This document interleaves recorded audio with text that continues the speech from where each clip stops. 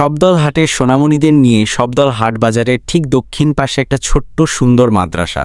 নাম তার শব্দল হাট হাফিজিয়া ও নুরানি মাদ্রাসা। এখানেই পড়াশোনা করে এলাকার ছোট ছোট সোনামণিরা। ওরা শুধু কোরআন মুখস্থ করে না, শেখে আদব, আকল ও বুদ্ধির শিক্ষা। এক কথায় একজন আদর্শ মুসলমান হওয়ার প্রস্তুতি।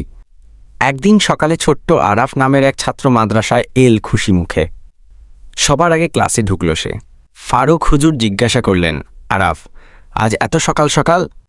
আরাফ এসে বলল, হুজুর, আমি আজ নিজে নিজে ফজরের নামাজ পড়ে কোরআন পড়েছি।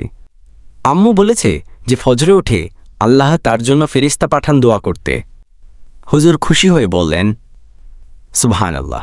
আরাফ, তুমি সত্যি মাদ্রাসার গর্ব। এরপর ক্লাসে একে একে সবাই এলো।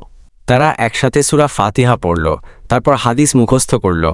আল মুসলিমু মুত্তান্ত সালিমাল মুসলিমুনা মিন লিসানিহি ওয়া ইয়াদিহি। সেই ব্যক্তি মুসলিম যার মুখ ও হাত থেকে অন্য মুসলিম নিরাপদ থাকে। মাদ্রাসায় শুধু পড়ালেখা নয়, শিক্ষকেরা ওদের বুদ্ধি বাড়ানোর খেলাও শেখান। যেমন আজ ছিল কোরআনী প্রশ্নোত্তর খেলা। যে সবচেয়ে বেশি প্রশ্নের সঠিক উত্তর দিবে সে পাবে ছোট্ট একটা পুরস্কার। আরাফ ওর বন্ধু হাফিজা আর আইমানকে নিয়ে দল করল। তারা জানত, খেলায় জিতা না জিতা বড় কথা নয়, আসল কথা হলো ইসলামের জ্ঞান বাড়ানো।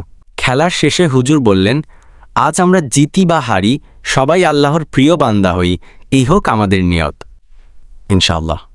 শেষে সবাই মিলে দোয়া করল, হে আল্লাহ, আমাদের কোরআনের আলোতে আলোকিত করো, আমাদের আদব শেখাও এবং ইসলাম অনুযায়ী জীবন কাটানোর তাওফিক দাও।